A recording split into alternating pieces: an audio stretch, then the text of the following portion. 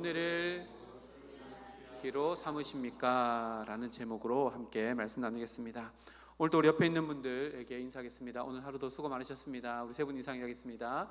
오늘도 수고 많으셨습니다. 오늘도 수고 많으셨습니다. 오늘도 수고 많으셨습니다. 아멘. 또 빠뜨릴 수 없지요. 옆에 있는 분들에게 축복하겠습니다. 당신 하나님의 기쁨입니다. 축복합니다. 당신은 하나님의 기쁨입니다. 당신 하나님의 기쁨입니다. 당신은 하나님의 기쁨입니다. 아멘. 하나님의 이름으로 하는 우리의 삶의 모든 것들을, 우리의 수고를 하나님께서 다 기억하신다라고 성경이 약속합니다.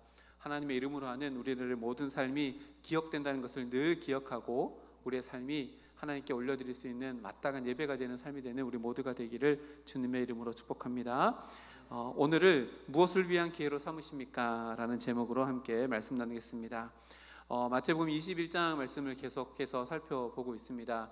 오늘 하면 이제 다니엘 기도의 3주 동안은 21장을 잠깐 멈췄다가 다시 살펴보게 되는데요. 그래서 오늘 32절까지 보지 않고 27절에서 끊었습니다. 왜냐하면 그 뒤편에 있는 부분들이 짧은 비유의 말씀이라서 요거는 한 텀 쉬었을 때 다시 시작하는 게 좋을 것 같아서 오늘 27절까지 말씀으로 함께 은혜 나누겠습니다.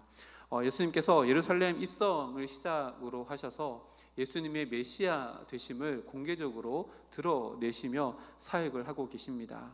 이렇게 공개적으로 드러내시는 이유는 예수님께서 메시아된 권세를 가지고 계시다는 것을 나타내 보이기 위함입니다. 그렇게 하는 이유는요, 예수님께서 곧 있으면 십자가를 지실 터인데 이렇게 십자가를 지는 이유는 예수님께서 힘이 없어서가 아니라 또 왕의 권세에 눌려서가 아니라 하나님의 뜻을 위한 하나님의 방법이기 때문에 내가 이렇게 십자가를 진다라고 하는 것을 더욱더 명쾌하게 하시고자 지금 이렇게 마지막 일주일, 십자가를 앞둔 일주일 동안은 예수님께서 메시아 되심을 감추지 않으시고 공개적으로 드러내십니다.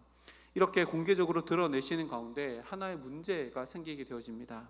그것이 뭐냐면 예수님께서 성전 청결 사건 이후로 공개적으로 메시아 되신 권세를 나타내 보일 때 예수님께서 도대체 어떠한 권세로 지금 이런 일을 하시는가라고 하는 문제입니다. 사실 이 문제는 예수님의 공생 기간 동안 계속해서 따라다녔던 문제입니다. 그런데 지금은 예수님께서 성전 안에서 성전을 청결하게 하시는 사건을 통해서 이제 성전 안에서 이 문제가 재점화되어졌고요. 예수님과 대제사장, 다시 말하면 성전의 종교 지도자들과 예수님이 권세를 놓고 다투는 오늘 일들이 일어나게 됩니다. 성전을 자기 삶의 기반 또 자기 이 권력의 카르텔로 삼고 있었던 이 종교 지도자들에게 예수님께서 성전 안에서 하시는 모든 일들은 예수님께서 도대체 어떠한 권위로 하게 되는가라고 하는 의문을 자연스럽게 품게 되어지고 또 이 의문이라고 하는 것은요, 예수님께서 선포하시는 진리에 대해서 긍정적으로 알기 위한 질문이 아니라 반대로 네가 도대체 뭔데 우리들에게 도전해? 라고 하는 분노의 표출로 이런 질문들이 지금 예수님께 던져지고 있습니다. 그 직접적인 질문이 23절 말씀에 기록되어 있는데요, 먼저 살펴보기 전에 23절의 배경을 먼저 살펴보면 예수께서 성전에 들어가 가르치실세라고 기록합니다. 예수님께서 성전에 들어가서 가르치셨다. 당시 가르치는 일을 하는 사람을 우리는 랍비라고 하고요, 선생님이라고 하는데 이 랍비들은 공식적으로 훈련을 받아서 말씀을 백성들에게 가르치는 역할을 하는 자들입니다. 그래서 성전에서 가르치는 역할은 랍비의 몫이었습니다. 그런데 오늘 그 역할을 예수님께서 성전에서 하고 계시는 장면으로 시작되어집니다. 베다니에서 주무셨다가 성전으로 들어가셔서 랍비처럼 성전에 온 순례자들 또 이스라엘 백성들을 말씀을 가르치고 있는데요, 앞에 그림에 보면 우리가 행각이라고 알고 있는데 솔로몬의 행각, 그 행각이라고 알고 있는데요, 프르티코라고 이렇게 불려지는 장소입니다. 성전 외곽에 기둥이 많이 있는데 그 기둥이 연결되어져 있는 외부 공간, 저 공간에서 랍비들이 백성들을 가르쳤던 공간인데요, 이 공간에서 지금 있었던 사건입니다. 이 공간들에 예수님께서 저렇게 말씀을 증거하고 계시는데 대제사장들과 백성들의 장로들이 예수님을 찾아왔다라고 이렇게 기록합니다. 대제사장들 그리고 백성들의 장로들, 이 사람들은요 유대인의 최고 의결기구인 사내들인 공회원들입니다. 그리고 성전 안에서 상해드린 공회원들이 찾아왔다는 것은요, 이들의 공식적인 입장을 예수님께 나타내 보이고자 하는 공식적인 행동이다라고 하는 것을 알게 되어집니다. 그러니까 우리가 유추해 보면 이렇습니다. 그 전날 예수님께서 예루살렘 입성하셔가지고 성전 청결 사건을 이루고 난 그날 저녁에 성전이 완전히 발칵 뒤집혔다가 다시 이제 재정비되어지는 그날 밤에 아마 사내들인 공회원들은 대제사장들과 또 장로들, 백성들 함께 모여가지고 이 예수를 도대체 어떻게 할 것인가 라고 하는 성전 안에서의 회의가 있었고, 그 회의를 이제 결과를 집행하기 위해서 예수님께 찾아왔다는 것을 알게 되어집니다. 자, 여기서부터요 어떤 일이 일어나면 예수님을 대적하는 무리들이요 집단적이고 조직적이고 계획적인 방법으로 이제 예수님을 몰아붙이게 되어진다라고 하는 장면이 이 사건에서부터 시작되어집니다. 우리가 잘 알듯이 실제적으로 자신들의 가지고 있는 이 사내들인이라고 하는 강력한 조직, 그 조직이 가진 권세 그리고 능력, 힘을 가지고 이 사내들인 공회원들은 여론을 형성합니다. 그리고 예수님을 이미 답이 정해져 있는 재판에다가 회부하고, 그것도 불법으로 재판을 진행하여서 판결하고 십자가에 못 박아서 죽여버립니다. 사내들이 공회원이요 71명이었습니다. 한 사람 한 사람이 하나 예수님과 대면했다면 예수님에게 꼼짝도 못할 사람들인데, 하나의 불법적인 공동체로서 모여가지고 하나님을 공공의 적으로 만들어버리는 여론도 만들고, 자신들이 가지고 있는 집단, 이 조직의 힘을 가지고 예수님을 짓눌려서 십자가에 못 박아버린 대상이 바로 이 사람들입니다. 이런 것들을 보면요, 예나 지금이나 권력을 가진 사람들이 하는 행태들은 다 비슷한 것처럼 느껴집니다. 그렇게 23절 하반절에 보면요, 이런 질문합니다. 네가 무슨 권위로 이런 일을 하느냐? 또 누가 이 권세를 주었느냐? 두 가지 질문입니다. 하나는요, 권위의 형태에 대한 문제로 무슨 권위로 이런 일을 하느냐? 그리고 두 번째, 권위를 누가 주었느냐? 권위의 출처에 대한 이야기입니다. 그러니까 이것을 풀어서 설명하면요, 대제사장이 예수님께서 이렇게 질문하는 겁니다. 너는 공식적인 훈련을 받은 랍비도 아니고 그렇다고 하나님으로부터 온 선지자도 아닌데 네가 도대체 여기서 뭐 하는 거냐? 다시 말하면요, 주제 넘지 말라라고 하는 경고성 질문을 예수님께 던지는 겁니다. 생각해 보십시오. 예수님 혼자 있는데 갈릴리 사람이기 때문에 허름한 옷을 입고 아마 청년처럼 이렇게 앉아 있을 텐데, 사내들이 공회원이 자기네들은 그때 시커먼 옷을 입고 다녔거든요. 그 옷을 입고 무리들이 와가지고 예수님께 이 질문을 던진다면 일반적이라면 굉장히 위협이 되는 경고성 질문이 바로 이 질문일 겁니다. 그런데 이 질문을 가만히 보면 이 사내들인 공회원들이 가지고 있는 선입견이 그대로 드러나는 것을 알게 되어집니다. 어떤 선입견을 가지고 있냐면요, 지금 예수님은 갈릴리 사람입니다. 그리고 선 사람이지요. 그때 당시에 우리가 잘 아는 것처럼 속담이 갈릴리에서는 선한 것이 날 수 없다라고 할 만큼 갈릴리는 완전히 변방이었고 선한 것이 날 수 없다라고 하는 어떤 희망도 보이지 않는 곳이 갈릴리였는데, 그 갈릴리 촌사람이자 나이도 젊었습니다. 당시에 나이가 젊고 나이가 많다 하는 것은요, 나이가 많은 사람은 지혜의 경륜이 많다는 것을 의미하고요, 나이가 젊다는 것은 그것이 미비하다라고 하는 것을 의미합니다. 근데 예수님은 갈릴리 촌사람의 출신이면서 나이도 많은 것도 아니고 나이가 젊은 사람으로 지금 그곳 가운데 있으니까 그 사람들이 눈에 보이기에 야, 이 사람은 젊기도 하고 갈릴리 촌사람이기 때문에 권위가 없어, 있을 수가 없어 라고 하는 선입견을 가지고 있고, 또 하나는요, 두 번째 질문에 보면 네가 어떤 권위로, 누구에게 받은 권위로 이렇게 하느냐라고 하는 것은 어떤 선입견을 가지고 있어요. 예수라는 사람은 절대로 하나님으로부터 온 권위를 가지고 이런 일을 하지 않는다라고 하는 선입견, 성급한 판단을 하고 있는 선입견을 우리가 보게 되어집니다. 어찌됐든 이 사람들이 가지고 있는 선입견이 그 사람들이 인지하든 인지 못하든 이들은 어떤 생각을 가지고 있었을까요? 자신들이 어젯밤에 했던 그 회의의 결과로서 이 두 가지 질문을 예수님께 던지면 예수님이 궁지로 몰리게 되어지고, 만약에 이 질문에 대해서 대답을 잘못하게 되어진다면 예수님의 권위는 땅바닥으로 떨어지고 또 예수님을 쫓았던 많은 무리들은 역으로 예수님을 몰아붙이게 되어지는 상황이 될 것이다 라고 하는 그림을 그린 질문이 바로 이 질문입니다.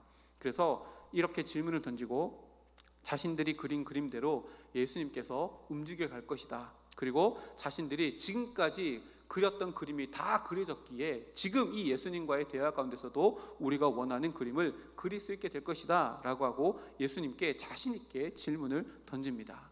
그런데요, 24절 25절의 말씀에 보면 예수님께서 정말 예수님께서 하신 이 대처는요, 고급진, 제가 이렇게 표현하려고 해요, 고급진 위트를 가지고 있는 예수님의 대답입니다. 24절 25절에 이렇게 기록합니다. 예수께서 대답하시되 나도 한 말을 너에게 물으리니 너희가 대답하면 나도 무슨 권세로 이런 일을 하는지 이르리라. 요한의 세례가 어디로부터 왔느냐? 하늘로부터냐? 사람으로부터냐? 예수님께서 한 가지 제안하십니다. 나도 너에게 질문을 던질 테니까 그것에 대해 대답하면 나도 대답할게. 역으로 질문함으로 대답을 하십니다. 이 부분이요, 정말로 예수님께서 고급진 위트로 예수님께서 그들에게 대답하는 방식입니다. 왜 그런가 하면요, 당시에 랍비들이 하는 교육 중에 가장 대표적인 방식이 뭐냐면 질문을 질문으로 답하는 방식입니다. 질문을 질문으로 답하는 것이 그때 당시에 랍비들이 하는 최고의 교육 방법 중에 하나였습니다. 우리가 하브루타 이렇게 하잖아요. 질문하면은 질문하고 해서 자기의 생각을 계속해서 이렇게 불려 나가는 것을 하브루타라고 하는데 유대인의 교육 방식이잖아요. 그렇게 하는 겁니다. 그러니까 지금 어떤 거예요? 야, 니는 랍비도 아니고 선지자도 아닌데 왜 여기서 말씀을 전해? 라고 하는데 예수님은 그들이 사용하는 랍비의 방식으로 그들에게 대답을 하는 겁니다. 재밌죠? 너 랍비도 아니잖아. 배우지도 못했잖아. 근데 그들이 가지고 있는 랍비의 방식으로 예수님께서 대답을 하십니다. 그러니까요, 굉장히 위트가 넘치는 겁니다. 되게 재밌는 상황인 겁니다. 그런데요, 더 놀라운 게 뭐냐면 예수님께서 그들에게 역으로 질문을 던지는 이 질문 속에는 이미 그들이 원하는 대답, 예수님께서 하고 싶은 정답이 다 들어있다는 사실입니다. 질문 속에 답이 들어있는데 그것이 질문으로 그들에게 주어진 것이지요. 예수님은 어떤 권위를 가지고 어디로부터 온 권위로 기적을 행하느냐라고 하는 질문에 예수님이 자신이 행하는 모든 일이 세례 요한의 일과 연결되어져 있다라고 대답하신 겁니다.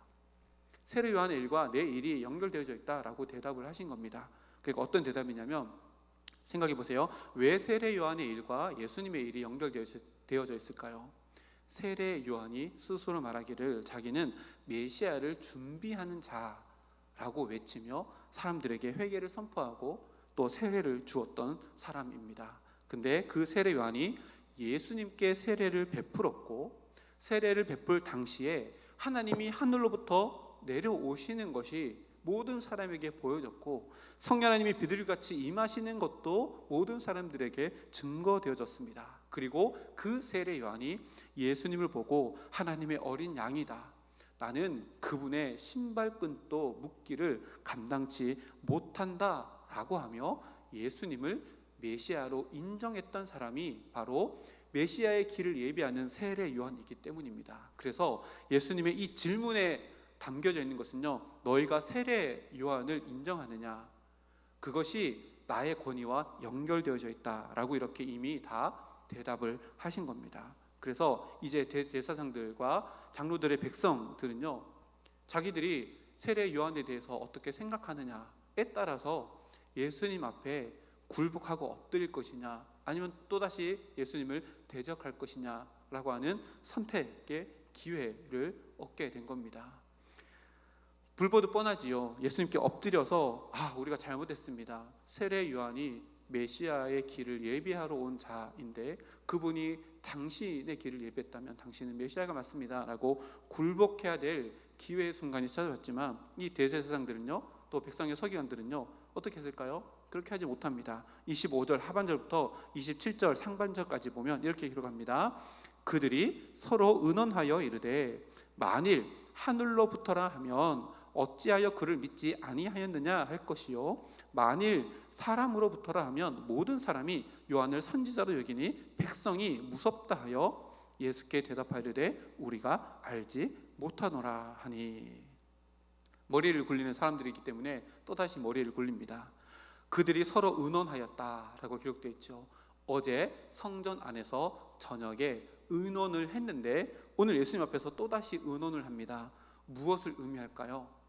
어제 했던 공회에서 했던 어제 저녁에 했던 그 회의에서 지금 이 상황이 전혀 예상되지 못하는 상황이었기 때문에 지금 예수님 앞에서 공회 밖에서 또다시 회의를 할 수밖에 없었다는 것을 이야기합니다. 이것이 되게 재밌습니다. 이 사내들인 공회원들은요, 그때 당시에 가장 지성인이고 종교의 최고의 지도자의 위치에 있는 사람들이었습니다. 그들이 71인이 모여가지고 회의를 했는데, 그래서 회의의 결과를 가지고 두 가지 질문을 가지고 예수님께 찾아왔는데, 예수님의 대답 한 번에 어제 했던 회의가 다 뭐가 된 거예요? 무산이 된 겁니다. 자기들의 생각 밖에 계신 예수님을 지금 경험하고 있는 겁니다. 그러니 이 의논한다는 자체가요, 뭘 의미하는 거예요? 자기의 예상 밖에 자기의 지혜 위에 있는 예수님을 지금 그들이 대면하고 있다는 것을 의미하는데, 그렇다면 이들이 할 수 있는 게 뭐예요? 예수님께 엎드리는 것밖에 없습니다. 그런데요, 그 의논해가지고 결국은 짜내는 게 두 가지입니다. 뭐냐면 만약이라고 하는 애매모호한 상황을 이야기하는 이 부사, 그 뒤편에 쓸 수 있는 두 가지 문장, 이것을 찾아냅니다. 근데요, 그 두 가지 모두가 더 만약이라고 시작되는 문장이기 때문에요, 그 어떤 것도 확신할 수 없는 것을 이들이 생각해냅니다. 만약 세례 요한이 하늘로부터 온 권세를 힘입어서 그 일을 했다면 세례 요한이 인정한 예수님을 인정해야 될 것이고, 만약 사람으로부터 왔다라고 하면 모든 사람이 세례 요한을 선지자, 곧 하나님으로부터 온 자라고 여기기 때문에 여론의 문매를 맞을 것이 뻔하다는 두 가지 결론을 이 사람들이 의논해서 결론을 내립니다. 이것도 못하고 저것도 못합니다. 그래서 어떻게 결정해요? 그 전에 어제 전날 밤에 회의했을 때 아마 이렇게 생각했을 겁니다. 우리가 회의해가지고 이 두 가지 질문을 가지고 예수님께 던지면 예수님을 코너에 몰 수 있을 거야, 올라맬 수 있을 거야 라고 하고 확신을 가지고 예수님 앞에 나왔는데요, 예수님의 대답 한 번에 자기의 길을 완전히 잊어버리게 되어집니다. 이 두 가지 질문은 예수님을 올가맬 수 있는 덫이라고 생각하고 예수님께 던졌는데, 그것이 오히려 자기를 올라매는 덫이 되어서 버렸다고 오늘 성경이 기록하고 있는 겁니다. 그래서요, 울며 겨자 먹기로, 야, 이렇게도 대답 못하고 이렇게도 대답 못하니 우리 뭐라고 대답할까? 그래서 뭐라고 하는 거예요? 모르겠습니다. 모르쇠로 일관합니다. 진짜 몰라서일까요? 아닙니다. 자기의 어리석음과 자기의 밑바닥이 보여지는 것을 감추기 위한 얄팍한 수가 모르겠습니다 입니다. 이런 대제사장들과 백성들의 대답을 보면요, 어떤 생각이 드십니까? 이들의 관심이 도대체 어디에 있을까요? 예수님은 진리의 근본이시고요, 구원의 창시자이시며 구원의 완성자이신데 그들 눈앞에 지금 예수님이 계십니다. 그러면 이들의 관심이요, 예수님이 전한 복음 진리에게 조금이라도 관심이 있었으면 이런 상황 속에서 자기의 마음에 있던 모든 것들을 다 내려놓고 뭐 하는 거예요? 예수님을 받아들였을 터인데, 이 사람들에게 관심은요, 예수님도 아니었습니다. 진리도 아니고 복음도 아닙니다. 뭐만 관심이 있어요? 자기 자신을 어떻게 보호할 것인가에만 관심이 있는 겁니다. 자기의 권세, 자기의 능력, 자기의 평판, 자기의 명예를 지킬 만한 대답을 찾는 것에만 온통 관심이 있었던 겁니다. 그래서요, 지금 대제사장들과 백성들이 고려한 것은요, 진리도 아니고요, 복음도 아니고요, 예수님이 어떤 존재라고 하는 것을 받아들이는 것도 아니었고, 난처해진 자신들의 입장을 어떻게 하면 모면할 수 있을까의 그 방도에만 관심이 있었고, 여론을 피해갈 전략을 짜는 것에만 관심이 있었고, 자신들을 보호할 수 있는 해결책을 찾는 것에만 관심이 있었다는 것을 오늘 이 대답을 통해, 나는 잘 모르겠습니다 라고 하는 대답을 통해 우리는 알게 되어집니다. 이 세상에서요, 가장 어리석은 것이 무엇일까요? 하나님 앞에서 자기를 보호하는 겁니다. 이것만큼 어리석은 게 없습니다. 왜 그럴까요? 사람들은 다 죄를 가지고 있는데요, 이 죄의 본성은요, 인간은 늘 자기를 보호하려고 하는 본성이 있습니다. 태초에 처음으로 죄를 지었던 아담과 하와도요, 죄를 짓고 나서 뭘 했어요? 하나님 나타나실 때 숨었습니다. 왜요? 자기 마음 가운데 있는 것이 하나님 앞에 다 드러난다는 것을 알고 있었기 때문에 자기를 감추었습니다. 자기 방어 기제를 작동한 것이지요. 그래서요, 내 안에 있는 거짓, 내 안에 있는 탐욕, 이런 것들이 드러난다는 것이 두려워서 자기를 계속해서 감추는 것이 죄가 가지고 있는 특징인데요. 그래서 누군가의 관계망 안에서 아주 예민하게 자기의 방어 기제를 작동해서 자기를 보호하는데, 그래서 상처받지 않기도 하고 실망하지 않기도 하고 소외받지도 않기도 하고 자기 자존심을 지켜내려고 하는 것이 인간의 본성입니다. 이런 인간의 죄된 본성이 지금 대제사장들과 서기관이 아니라 이 장로들에게 그대로 보여지는 모습이 바로 이 모습입니다. 그런데 한번 생각해 보십시오. 하나님이 어떤 분이십니까? 천지를 창조하신 분입니다. 온 우주 만물을 지금도 붙들고 계시는 전지하시고 전능하신 분이 하나님이십니다. 근데 그분 앞에 우리가 무엇을 감출 수 있을까요?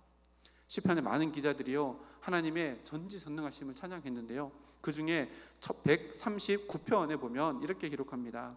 여호와여, 주께서 나를 살펴보셨으므로 나를 아시나이다. 주께서 내가 앉고 일어섬을 아시고 멀리서도 나의 생각을 밝히 아시오며 나의 모든 길과 내가 눕는 것을 살펴보셨으므로 나의 모든 행위를 익히 아시오니 여호와여, 내 혀의 말을 알지 못하는 것이 하나도 없으시니이다. 13절 말씀에 주께서 내 내장을 지으시며 나의 모태에서 나를 만드셨나이다. 아멘. 이런 하나님 앞에서 우리가 내 안에 있는 무엇인가를 감춘다라고 하는 것은요, 불가능한 일이고요, 무의미한 일입니다. 그런데 지금 이 시도를 누가 해요? 예수님 앞에 있는 대제사장들과 백성의 장로들이 하고 있는 겁니다. 그래서 잠언에서는요 1장 7절 말씀에 진짜 지혜가 무엇인가에 대해서 이렇게 기록하지요. 여호와를 경외하는 것이 지식의 근본이다. 여호와를 경외하는 것, 이것이 지식의 근본이다.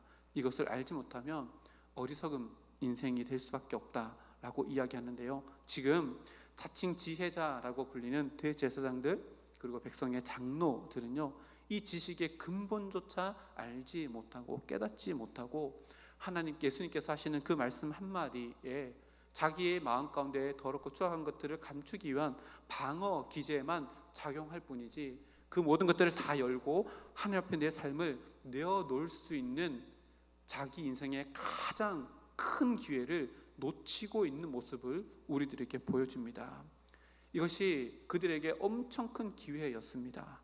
하나님 앞에 엎드려서 하나님, 내가 잘못했습니다. 예수님, 내가 잘못했습니다.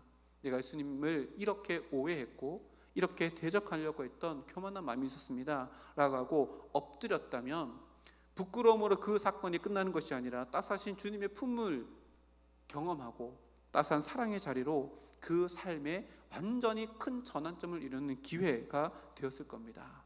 우리는 이 사건을 잘 알지요. 가늠하다 현장에서 잡혀온 여인은요, 예수님 앞에서 자기의 치부가 다 드러났습니다. 그런데 예수님은요, 그 여인을 정죄하지 않으셨고 그 여인을 사랑으로 품어주셨고 참 해방, 참 자유를 주시며 다시는 이런 일을 하지 말라라고 하고 보내주십니다. 그런데 그 동일한 현장에서요, 돌을 들고 있다가 예수님의 말씀을 듣고 내 돌을 내려놓은 사람들은 그대로 집으로 돌아가서 자기의 삶에 완전한 전환점이 되어지는 그 기회를 스스로 발로 차버리고 무시해버리고 상실해버립니다. 오늘 말씀에도 똑같이요. 그래서 27절 말씀에요, 대제사장들과 백성의 장로들에게 뭐라고 말씀하시냐면, 예수께서 이르시되 나도 무슨 권위로 이런 말을 하는지 너희에게 이르지 아니하리라 라고 말씀합니다. 무슨 말씀이에요? 내가 더 이상 너희들이랑 대화하지 않겠다, 너희들이랑 대화하지 않겠다 라고 이야기하는 겁니다. 지금 대제사장들과 백성의 장로들이요, 예수님 앞에서 자기 마음이 산산조각 나고 또 그들의 권위와 명예가 다 무너져 있었음에도 불구하고 그것을 다 주워 담아서 다시금 세워보려고, 나는 모르겠습니다, 모르쇠를 시전하고 있는 그들에게, 그래, 그러면 나도 더 이상 너희들이랑 얘기하지 않겠다라고 이렇게 대답하십니다. 그냥 읽으면요, 아, 이제 예수님과 그들과의 대화가 끝났구나 라고 이렇게 이야기할 수 있는데요, 가만히 생각해 보십시오. 예수님과의 대화 단절이 무엇을 의미할까요? 예수님과의 대화 단절은요, 기회의 상실을 의미합니다. 어떤 기회요? 자기 자신의 삶을 완전히 송두리째 다 변화시켜서 하나님 나라의 백성으로 거듭날 기회를 의미합니다. 그러니까요, 예수님과의 대화가 단절된다는 것은요, 자기의 인생에 있어서 가장 최고의 기회를 상실하는 것을 의미합니다. 그래서 예수님께서 말씀하시는 이제 더 이상 내가 너희에게 이르지 아니하리라, 말하지 아니하리라 라고 하는 것은요, 굉장히 무서운 하나님의 벌 중에 하나입니다. 보세요, 예수님께서 지금 직접 그들에게 말씀하고 있는 상황이고, 이것은 그들에게 최고의 인생의 기회임에도 불구하고 그들은 그저 자기 자신의 무지, 그리고 자기 자신의 교만, 이것이 드러날까 봐 자기 자신의 문을 닫기 위해서 방탄복을 입고 참 생명의 주관자 되시며 모든 인류의 메시아 되시는 예수님 앞에 뭐예요? 기회의 상실이라는 무덤을 스스로 파고 있는 모습입니다. 예수님과의 대화 단절, 이것이요, 우리들에게 적용해 볼까요? 예수님과의 대화를 통해서요, 우리는 무엇을 얻을 수 있을까요? 기독교는 계시의 종교입니다. 예수님께서 열어서 보여주시는 종교입니다. 그 계시는요, 언제나 하나님의 말씀과 대화를 통해서 우리들에게 열어주십니다. 다시 말하면 예수님과의 대화의 단절은요, 우리를 빚어가시는 하나님의 손길을 내 스스로 막아버리는 가장 어리석은 일이라는 것을 오늘 말씀을 통해서 우리들에게 이야기합니다. 예수님 앞에서요, 내 마음에 있는 그 모든 것들을 막아보려고 어떠한 방탄조끼를 입든 아무런 효능이 없다는 것을 오늘 말씀을 통해서 깨닫습니다. 하나님 앞에서 내 마음의 모든 것들이요, 완전히 무너지는 것이야말로 내 삶 가운데 가장 큰 기회를 얻을 수 있는 가장 큰 은혜이며 축복이라는 것을 오늘 말씀을 통해서 깨닫습니다. 그래서 저는 늘 이렇게 표현하는데요, 우리가 성도로 살아가며 성화의 삶을 살아가잖아요. 예수님과 예수님을 닮아가는 사람, 하나님의 신성한 성품에 참여하는 사람, 이 성화의 삶을 늘 살아가면서 하나님의 말씀을 늘 가까이 하면서 살아가는데, 그럴 때 우리에게 가장 먼저 일어나는 일이 뭐냐면 창조적인 파괴입니다. 내 안에 무너져야 될 것들을 보여지게 하시고 그것을 무너뜨리는 일이 가장 먼저 일어나는 일입니다. 왜요? 내 마음의 교만과 내 마음의 거짓된 것 위에 절대로 하나님의 생명의 탑을 쌓아나갈 수 없기 때문에 그렇습니다. 그래서 말씀, 곧 하나님과의 대화, 예수님과의 대화, 말씀과의 대화를 통해서 내 마음 가운데 있는 모든 것들이 창조적인 파괴에 일어나서 돌 위에 돌 하나 남지 않고 계속해서 무너져 내리는 것, 이것이요, 날마다 예수님을 닮아가는 성화의 삶에서 가장 큰 은혜입니다. 그런데요, 죄된 본성을 가지고 있는 인간인 우리가요, 가장 싫어하는 것이 이것입니다. 말씀을 읽을 때요, 가슴 찔림이 싫습니다.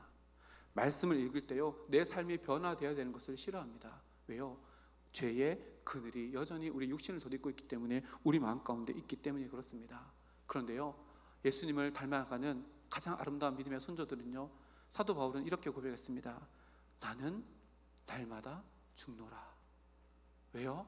내가 내 마음 가운데 죽지 아니하면, 무너지지 아니하면 예수님을 쫓아갈 수 없다는 것을 사도 바울이 너무나도 잘 알았기 때문에 그렇습니다. 그래서 사도 바울은 예수님의 말씀 앞에, 예수님 앞에 자기 마음을 다 오픈하고 성도리째 자기의 마음을 다 내어드려서 무너져야 될 게 뭘까요? 나는 날마다 죽습니다 라고 고백하며 매 순간을 살았던 겁니다. 오늘 말씀에요, 대제사장들과 백성들의 장로들이 두려워하는 게 뭘까요? 자기 마음 가운데 지금까지 쌓아올랐던 바벨탑이 무너지는 것, 이것을 지금 두려워하고 있는 겁니다. 자기 자신이 강해서가 아닙니다. 그 약함을 강함으로 포장하려고 하는 죄된 본성 때문에 그렇습니다.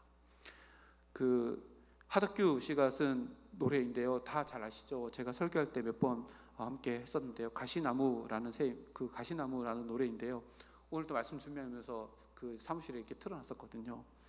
내 속엔 내가 너무도 많아 당신의 쉴 곳이 없네. 내 속엔 헛된 바람들로 당신의 편한 곳 없네. 내 속엔 내가 어쩔 수 없는 어둠 당신의 쉴 자리를 뺏고, 내 속엔 내가 이길 수 없는 슬픔 무성한 가시나무 숲 같네. 마지막에 보면 하덕규 지금 목사님이시잖아요. 하덕규 목사님께서 가시나무 숲 같은 자기의 마음을 이렇게 표현해내서 노래로 만들었습니다. 보십시오, 우리는 성도라고 하는 거룩한 이름으로 살아갑니다. 그러나 우리는 여성이 이 땅에 발을 붙이고 살아가고 있기 때문에 그리고 죄의 육신을 덧입고 있어서 죄의 본성을 가지고 있는 존재로 살아가기 때문에 이 신칭의 의롭다 칭함받은 존재가 되었지만 여전히 우리는 죄인이기에 우리는 이 세상을 살아가면서요, 세상의 때가 우리 마음 가운데 끼게 되어지고요, 세상에 살아가며 세삭화에 물들어 있는 마음으로 오늘을 살아갑니다. 그러다 보면요, 우리 마음 가운데 작은 가시 나무의 싹이 우리 마음 가운데 들어오고 이것을요 뽑아내지 않으면요 뿌리를 내려서 쓴뿌리가 되어지고 이 가시나무가 자라납니다. 처음에는 한 그루예요. 그래서 그 가시나무 때문에, 가시나무에 있는 가시 때문에 때로는 막 힘듭니다. 어떻게 힘들어요? 말씀 읽을 때마다 내 마음 가운데 찔림이 있어서 힘듭니다. 근데요, 죄된 본성을 잘라내지 않으면요 찔림을 덮어버립니다. 그 찔림은 우리를 새롭게 하는 하나님의 도구인데도요 그것을 덮어버립니다. 근데 덮어보면 어떻게 될까요? 한 그루 나무였던 것이요, 보세요, 가시나무 숲 같네. 한 그루가 아닙니다. 두 그루, 세 그루, 네 그루, 내 마음 가운데 온통 가시나무로 가득 채워진 숲을 안고 살아가게 된다는 것을 하석기 목사님께서 이렇게 노래로 표현하고 있는 겁니다. 이 가시나무는요 나도 힘들게 하지만요 때로는 내 밖으로도, 내 언행과 내 눈빛으로, 내 행동으로도 나타나게 되어서 내 주위에 있는 사람들, 가족들, 남편들, 우리 아내, 그리고 우리 자녀들에게, 또 나와 함께 있는 다른 이들에게도요 내 마음의 가시로 인해서 누군가에게 상처 주기도 하고 아픔을 주게 되는 것이요 바로 이것입니다. 지금 대제사장들과 백성의 장로들이 하고 있는 모습이 바로 이것입니다.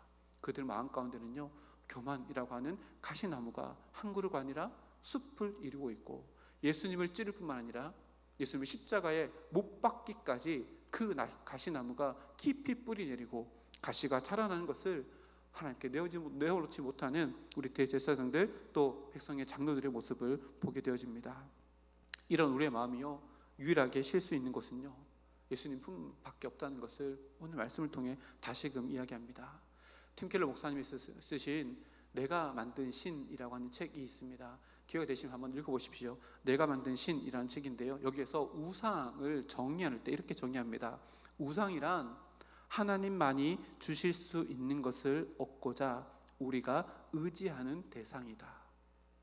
하나님께서 주실 수 있는데 하나님에서부터가 아니라 다른 것에서부터 의지해서 그것을 얻으려고 하는 그 다른 대상, 의지하는 대상이 다 우상이다 라고 이렇게 이야기합니다. 지금 제사장들 또 백성의 장로들은요 하나님께서만 주실 수 있는 진짜 권세의 능력을요 자기 스스로가 세워보려고 하는, 스스로가 우상되어져 있는 모습을 우리들에게 보여줍니다. 우리 역시도 마찬가지입니다. 종교개혁자 칼빈은요 우리의 마음을 이렇게 고백합니다. 우리 마음은 우상 공장이다. 우산 아니고 우상입니다. 우상 공장이다. 우리의 마음은요 늘 하나님 없이 내 기분을 의지하고, 내 경험을 의지하고, 내 줏대를 의지하며, 또 내 신념을 의지하며 하나님께서 주실 수 있는 것들요 다른 곳에서 나의 무엇으로부터 얻으려고 하는 마음, 곧 우리 마음 가운데 가시나무 숲이 만들어져 가고 있다는 것을 오늘 말씀을 통해서 깨닫습니다. 그 책에서요 팀 켈러 목사님이 우리 마음속에 있는 우상을 없앨 수 있는 방법은 그냥 없어지지 않는다. 그것을 대체할 수 있는 대상, 곧 예수님, 곧 하나님과의 진지한 만남을 통해서만 그 내 마음 가운데 있는 우상, 가시나무는 없어질 수 있다라고 이렇게 이야기합니다. 우리 종교개혁 주일 설교하면서요 한번 살펴봤던 분인데요, 스코틀랜드 신학자 싱클레이 퍼거슨이요 은혜에 대해서 이렇게 이야기했잖아요. 하나님께서 우리에게 주시는 은혜는 사물이나 물체이거나 유사 물체가 아니라 오직 주 예수님의 인격만 존재한다. 예수님이 자기에게서 떼어 우리에게 건네주시는 것은 물건이 아니라 오직 예수님 자신뿐이다. 우리가 구해야 되는 것은요 예수님 한 분밖에 없다는 것을 의미합니다. 오늘을 살아가면서 우리가 붙잡아야 될 기회가 바로 이것입니다. 주님과의 진지한 만남, 그분과의 진솔한 대화의 시간, 내 마음속 숲을 이루고 있는 이 가시나무를 그분과의 대화를 통해서 하나 둘씩 뽑아내는 기회, 그리고 내 마음 가운데 있는 상처도 치유되어지고 상처로 인한 아픔과 고통은 기쁨과 감사로 교환되어지는 하나님의 성품을 내 마음 가운데 재건할 수 있는 기회가 바로 오늘이라는 시간으로 우리들에게 날마다 주어진다는 것을 깨닫는 우리 모두가 되기를 소망합니다. 여러분, 믿음의 속성이 무엇일까요? 믿음의 속성이 뭘까요? 믿음의 속성은요, 연약함입니다.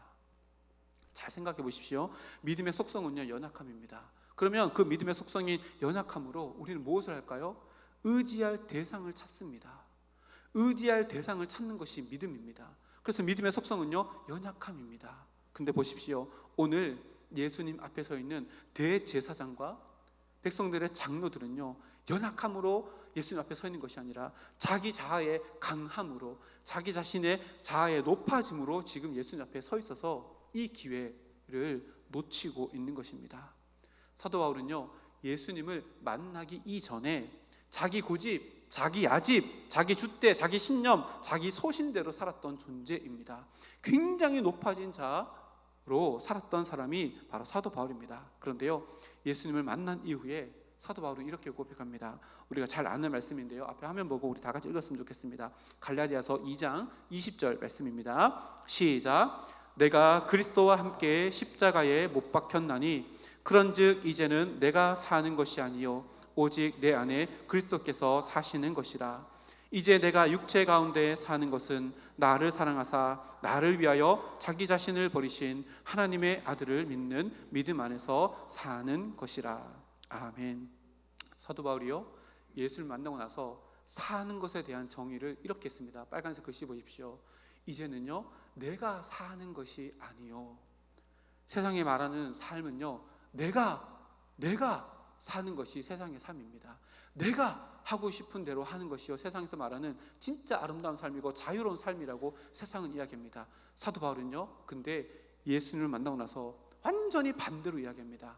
이제는 내가 사는 삶이 내 삶이 아니라 내 안에 오직 예수 그리스도께서 사시는 삶이 진짜 삶이라고 이야기합니다. 이게 믿음이죠. 믿음의 본성인 연약함으로 내 안에 들어오신 예수님을 전적으로 의지하는 것, 이것이야말로 진짜 삶이다 라고 사도 바울이 이야기합니다. 그런데 이 말씀은 되게 유명하잖아요. 이 말씀 뒤편에 있는 말씀 21절 말씀은 어떻게 기록하신지 아십니까? 21절 말씀 또 같이 읽겠습니다. 시작. 내가 하나님의 은혜를 패하지 아니하노니 만일 의롭게 되는 것이 율법으로 말미암았으면 그리스도께서 헛되이 죽으셨느니라. 아멘. 보십시오. 사도 바울이요, 이제 내가 사는 것이 진짜 삶이 아니고 내 안에 예수 그리스도가 사는 것이 진짜 삶이라고 고백한 이후에 21절 그 다음 구절에 두 가지를 이야기합니다. 하나님의 은혜를 패하지 아니하노니, 뭘 의미하는 거예요? 은혜를 받고도 하나님의 은혜를 패하는 인생을 살 수 있다는 것을 의미합니다. 하나님의 은혜를 받고도 하나님의 은혜를 패하는 인생을 살 수 있다는 것을 사도 바울이 이렇게 경고하고 있는 겁니다. 어떨 때 하나님의 은혜가 패해질까요? 은혜 받고서도요 내 생각대로 사는 겁니다. 은혜 받고서도요 내 감정대로 하는 겁니다. 내 기분대로 하는 겁니다. 그러면요 하나님의 은혜는요 내 안에서 뭐 하는 거예요? 점점 없어집니다. 그리고 무엇이 생겨나요? 가시나무가 숲을 이루는 겁니다. 나도 힘들고요 주위 사람들도 힘들어지는 겁니다. 뒤에 보니까요, 만일 의롭게 되는 것이 율법으로 말미암으면, 의롭게 되는 게 뭐예요? 하나님께서 우리를 의롭다 칭해 주셨잖아요. 근데 이것이 하나님께서 칭해 주신 것이 아니라 율법으로 말미암았으면, 율법은 뭐예요? 나의 행위잖아요. 내 높아진 자, 나는 이 정도까지 할 수 있어 라고 하는 자기 높아진 자로 만약에 의롭게 된다는 것이면 뭐 한다는 거예요? 그리스도께서 헛되이 죽으셨느니라. 예수님의 십자가의 죽음을 헛되이 만들 수 있는 것도 우리들의 선택 안에 달려있다라고 이렇게 이야기합니다. 우리가 예수님의 십자가를요 의지하지 아니하고 오늘을 살아가고, 마치 내가 할 수 있는 것처럼 내 능력으로, 내가 가진 것들로, 내 의지적인 결단으로, 내 신념으로 할 수 있다라고 생각하고 오늘 하루를 살아간다면, 그리고 내가 가지고 있는 신념이 맞다라고 누군가에게 강요하며 살아간다면 우리는요 뭐 하는 거예요? 예수님의 십자가의 죽음을 헛되이 하는 겁니다. 그저 내 안에 있는 가시나무 가지 하나 꺾어서 흔들어서 나도 죽고 니도 죽자라고 하는, 모두가 다 힘들어하는 그런 상황들을 만들 수 있다는 것을 이야기합니다. 오늘 본 말씀에 누가 그래요? 대제사장들과 백성의 장로들이 그런 모습을 우리들에게 보여줍니다. 이렇게 선포했던 사도 바울은요, 뭐라고 늘 이야기해요? 나는 죄인 중에 괴수입니다 라고 늘 이야기합니다. 그리고 이제는 내가 사는 것이 아니라 내 안에 예수께서 사신다고 고백적인 선언을 늘 하며 살아갑니다. 그리고 자신의 마음에 주님을 모시고 살아가며 하나님께서 허락하신 오늘의 기회를 선영하며 살았던 사람이 바로 사도 바울이고 믿음의 선조들입니다. 기회는 누가 잡을 수 있을까요? 기회가 기회로 보이는 자들만 기회를 잡을 수 있습니다. 그러면 기회가 기회로 보이는 자들이 누구일까요? 무엇이 기회인지를 분명하게 아는 자들만 기회가 기회로 보이고 기회가 왔을 때 잡을 수 있는 자들입니다. 지금 보십시오. 대제사장들과 백성의 장로들은요, 자기 인생에 있어서 최고의 기회를 지금 눈앞에 목도하고 있습니다. 예수님이라고 하는 분이 자기 눈앞에 있습니다. 근데 이것을요, 뭘로 보지 못하는 거예요? 자기의 삶을 완전히 바꿀 수 있는 기회로 보지 못합니다. 왜요? 그들이 보는 기회는요, 이런 기회가 아니었기 때문에 그렇습니다. 아마 십몇 년도 더 된 것 같은데요, 교회 오빠라고 하는 기독교 다큐멘터리 한번 다 보셨나요?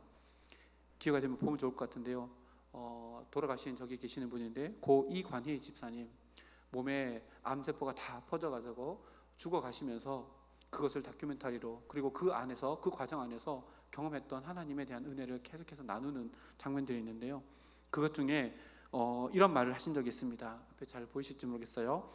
당신은 왜 더 살아야 합니까? 라는 질문을 받으면 고 이관희 집사님께서 이렇게 이야기했다고 합니다. 왜 저보고 하루라도 더 살아야 되냐고 물어봤을 때는 하루라는 시간을 통해서 제가 조금이라도 더 온전해질 수 있는 기회를 갖고 싶은 거예요 라고 하며 말기암을 선고하고 시한부 인생을 살아갔던 고 이관희 집사님께서 하루에 대해서 이렇게 정리합니다. 당신은 왜 하루 더 살아가야 됩니까? 라고 물어볼 때 여러분들 어떻게 대답하실까요? 고 이관희 집사님이 이렇게 얘기했습니다. 오늘 하루 내가 좀 더 온전해지기 위한 기회로 오늘을 살고 싶습니다 라고 이렇게 이야기했습니다.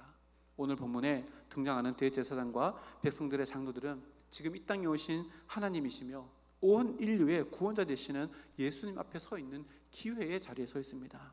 그런데 그들은요, 그 자리가 기회로 보이지도 않았고요, 자신이 넘어서야 될 장애물이 있는 자리, 자신들이 자신의 권세에 대적하는 대적자가 있는 싸움의 자리로 보였을 뿐입니다. 오늘 살아가는 나에게 오늘의 자리는 어떤 의미였습니까? 그리고 내일이 오늘로 주어진다면 그 오늘을 어떤 기회로 삼고 살아가기를 원하십니까? 생각해 보십시오. 우리는요, 천국을 향해 걸어가는 자들입니다. 즉, 이 땅에 목적이 있는 자들이 아니라 저 천국에 목적을 두고 살아가는 자들입니다. 그러니 오늘은요, 이 땅에 더 어울리는 내가 되기 위해서 주어진 기회가 아니라 오늘은요, 진짜 목적이 있는 저 하나님의 나라와 더 어울리는 존재로 빚어가기 위해서 하나님께서 나에게 주신 기회의 시간이라고 우리는 고백하며 살아가야 되는 존재라는 것을 오늘 말씀을 통해서 우리들에게 이야기합니다.